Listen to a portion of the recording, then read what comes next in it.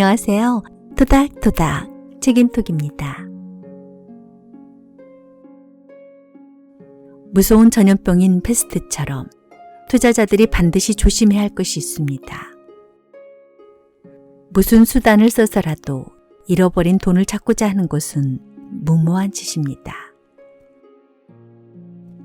만약 손실을 보았다면 즉시 그것을 받아들이고 책상을 정리한 뒤에 0에서 다시 시작할 각오를 해야 합니다. 투자자에게 가장 어려운 것 중에 하나가 증권에서 입은 손실을 현실로 받아들여야 하는 것인데 이것은 외과 수술과 비슷합니다. 뱀에게 팔을 물렸다면 독이 온몸에 퍼지기 전에 그 팔을 잘라내야 하고 빠르면 빠를수록 좋습니다. 그런데도 100명 중 5명 정도만 그런 현명한 결정을 내리고 더욱 용서받을 수 없는 실수는 손실을 더 부풀린다는 것입니다. 그 결과는 작은 이익과 큰 손실입니다. 오늘 여러분들께 소개해드릴 책은 앙드레 코스톨라니 최후의 역작인 돈, 뜨겁게 사랑하고 차갑게 다루어라. 출판사는 미래의 창, 옹기니 김재경입니다. 앙드레 코스톨라니, 1906년 헝가리에서 출생한 그는 누구도 부정할 수 없는 투자의 대부였다. 철학과 미술사를 전공했지만 사실은 피아니스트가 되는 게 꿈이었다고 말합니다. 그는 이 책을 포함해서 13권의 책을 저술하였는데 이 책들은 전 세계적으로 300만 부 이상 팔린 책이며 박학다식한 저술가, 유머 넘치는 칼럼니스트이자 유쾌한 만담가인 그는 일생을 돈, 투자, 그리고 음악에 심취하였다라고 이야기합니다. 그에게 있어 투자는 지적인 도전 행위일 뿐이다 라고 이야기하는 그의 책 속으로 들어가 보겠습니다. 아리스토텔레스로부터 프란치 아시시, 마르크스, 요한 바올 2세에 이르기까지 많은 사상가들은 한결같이 다음 질문에 지대한 관심을 보입니다. 돈에 대한 욕구를 과연 도덕적으로 내세우고 정당화할 수 있을 것인가? 아니라고 대답한 서수도 있겠으나 거의 대다수는 돈과 돈의 영향력에 열광합니다. 한쪽에서는 거부하는 입장을 보였으나 다른 한쪽에서는 상당한 매력을 느끼는 겁니다. 소포클레스는 돈에서 악의 형상을 찾아냈으나 제가 좋아하는 에밀 졸라는 그의 소설 돈에서 왜 돈이 모든 오명을 뒤집어 써야 하는가 라고 물었습니다. 객관적인 판단은 불가능하다. 그 판단은 철학적인 견해와 개개인이 처한 상황에 따라 다를 것입니다. 왜냐하면 많은 사람들이 돈에 대한 욕구를 비도덕적인 것이라고 말할 때 그 속을 들여다보면 정의로움을 가장한 질투가 불타고 있는 경우가 많기 때문입니다. 돈에 대한 여타 정의들이 많지만 저는 이렇게 말하고 싶습니다. 돈에 대한 욕구는 바로 경제적 진보의 동력이 될 수 있다. 저는 돈에 대한 욕구를 토대로 형성된 자본주의 경제체제가 옳다고 주장하고 싶지는 않습니다. 이것은 사기입니다. 그러나 너무도 바람직한 사기라는 것을 고백하지 않을 수가 없습니다. 자본주의와 사회주의의 차이는 한마디로 쉽게 설명할 수 있습니다. 크기는 하지만 공평하게 나누어지지 않는 케이크, 즉 자본주의와 작지만 공평하게 나누어진 케이크, 즉 사회주의를 말합니다. 그러나 공평하게 나눠진 케이크의 각 조각이 커다란 케이크의 가장 작은 조각보다도 작다면 당신은 어느 체제를 선택하겠습니까? 그 선택은 각자의 판단에 맡겨야 합니다. 이 세계가 선택한 것은 큰 케이크였습니다. 그 이유는 아마도 자본주의 경제체제가 인간의 본성에 보다 가깝기 때문일 것입니다. 돈을 소유하는 것과 돈을 버는 것은 물론 다릅니다. 돈을 소유하는 것은 최고의 기쁨을 가져다 주고 돈을 가지고 있다는 것만으로도 큰 기쁨을 느끼는 사람들이 있습니다. 내가 아는 어떤 사람은 시간이 날 때마다 통장을 쭉 늘어놓고 잔고를 더해봅니다. 또 어떤 사람은 예쁘고 비싼 물건을 얼마든지 살 수 있음에도 불구하고 사지 않으면서 오로지 생각만 합니다. 그들은 돈의 효력을 느끼면서 행복해하는 사람들입니다. 또 다른 한 친구는 돈이라는 단어를 말할 때마다 지갑을 어루만지면서 인생의 모든 즐거움이 수표에 응축되어 있는 듯한 느낌을 체험하곤 합니다. 또 다른 친구는 정산을 할 때마다 돈의 여유가 있으면 리비도가 샘솟는다고 합니다. 인내. 증권거래소에서는 머리로 돈을 버는 것이 아니라 엉덩이로 본다라고 프랑크푸르트의 어느 경험 많은 증권거래인이 말한 바가 있습니다. 명언이다. 인내는 아마도 주식 투자에서 가장 중요한 요소일 것입니다. 인내는 빈번한 실수를 피하게 하는 요소이고 인내가 없는 사람은 주식시장 근처에 얼씬거리지 않는 것이 좋습니다. 인내에 대한 나의 생각은 이렇습니다. 투자에서 얻은 돈은 고통의 대가로 받은 돈, 즉 고통의 결과이고 처음에는 항상 생각하는 것과 다르다가 마지막에 가서야 생각하던 것처럼 된다. 투자의 근거가 되는 진단이 맞으면, 즉 올바른 전제에서 출발한다면 투자는 성공할 것이다. 그런데 언제? 그것은 사건들, 뉴스, 트렌드 등 한마디로 기본적인 사실을 사이사이 가려버리는 가벼운 것들이 어떤가에 달려있다. 투자라는 건물의 기초가 튼튼하고 올바르면 모든 것은 시간 문제입니다. 대다수의 주식 투자자에게는 사이사이의 폭풍과 악천후를 견뎌낼 수 있는 인내와 주관이 모자랍니다. 시세가 떨어지면 그들은 즉시 심리적으로 혼란에 빠져 주식을 팔아치웁니다. 저는 주식 투자에 필요한 수학 공식을 고안해 보았습니다. 2 곱하기 2는 5-1, 즉 마지막 답은 처음 예측한 대로 나옵니다. 2 곱하기 2는 4이고 결론 역시 그렇습니다. 그러나 이 결론은 직선적으로 낼 수 있는 것이 아니라 우회로를 통해서 나옵니다. 이 공식은 과학적인 기술과는 다릅니다. 왜냐하면 수학에서는 그와 같은 공식을 사용하지 않기 때문입니다. 2 곱하기 2는 즉시 4가 되어야 하는데 엔지니어가 다리를 건설할 때 하는 계산은 수학적으로 확실하게 산출되어야만 합니다. 만약 2 곱하기 2는 5-1 방식으로 다리가 세워진다면 답인 4가 나오기 전에 5에서 이미 다리는 무너질 것이 뻔하기 때문입니다. 마찬가지로 투자자가 빼기 1이 나타날 때까지 버틸 수 있는 충분한 인내가 없으면 다리처럼 무너지고 맙니다. 그 결과 마지막에 가서 자신의 논리가 맞았음을 확인할 수는 있겠지만 수익을 얻을 수는 없습니다. 물론 투자자에게는 운이 따라야 합니다.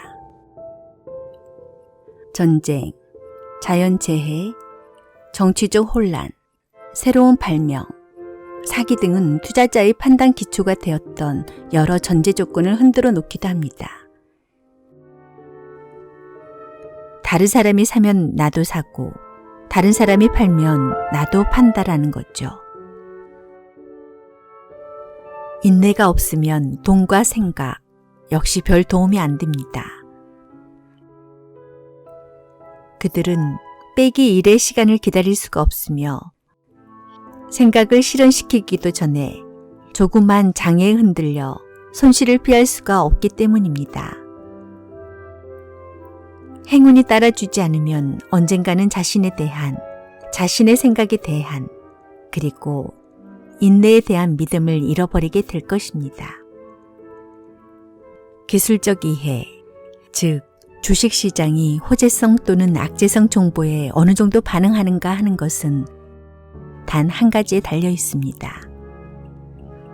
증권이 소신파 투자자의 수중에 있는 것인가, 아니면 부와 내동파 투자자의 수중에 있는 것인가 하는 것입니다. 증권이 부와 내동파의 수중에 있게 되면 특별히 좋은 소식이 있어도 증시에 크게 영향을 끼치지 않습니다. 그러나 나쁜 소식은 바로 엄청난 영향을 끼치게 됩니다. 반면에 소신파 투자자들이 증권의 다수를 가지고 있으면 좋은 소식은 아주 좋은 결과를 낳는 대신 나쁜 소식이라고 해도 별로 반응을 크게 일으키지 못합니다. 나는 전자를 과매수 시장, 후자를 과매도 시장이라고 부릅니다.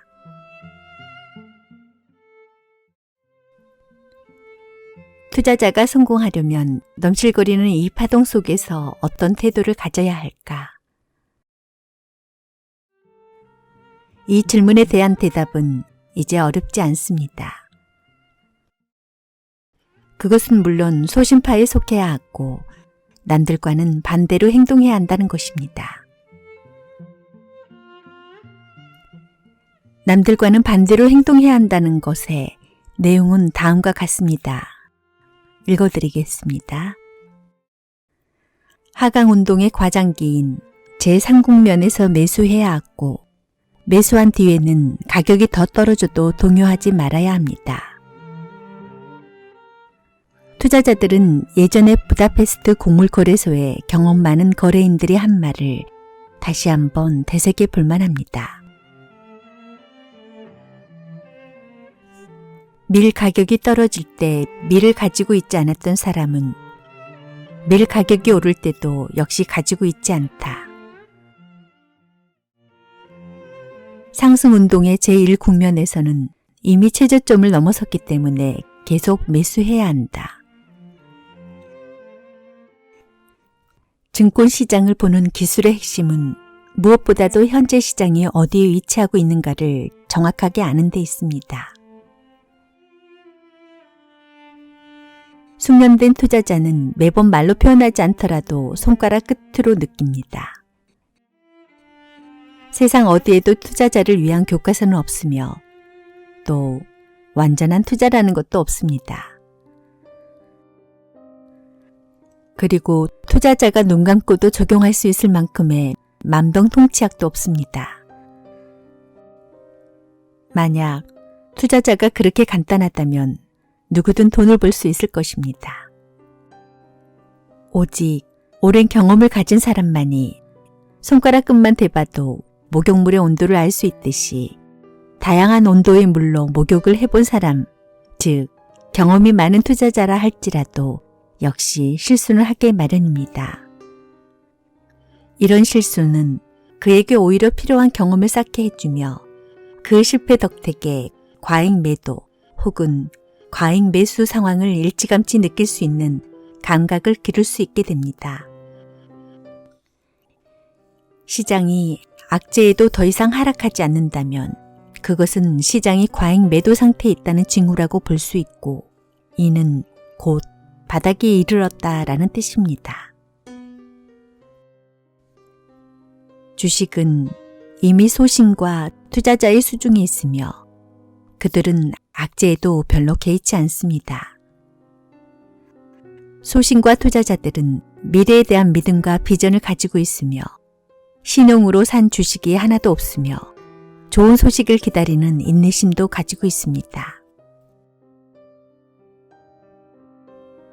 그 반대로 시장의 호재에도 별 반응을 보이지 않는다면 이것은 과잉 매수 상태를 알리는 것이며 이미 최고점 근처에 와 있다는 의미입니다. 이럴 때 주식은 부와 내동과 투자자들의 손안에 있으며 그들은 좋은 소식에도 불구하고 더 이상 살 수가 없습니다.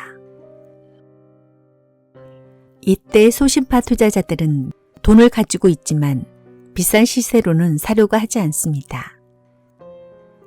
거래량 역시 많은 것을 암시해 줍니다.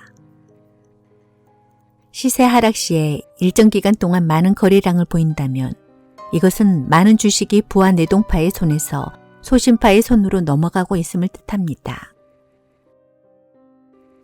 주식은 이 매복 장소에 숨어 있다가 나중에 가격이 다시 오르게 되면 그때 기다렸다는 듯이 다시 시장이 나타납니다.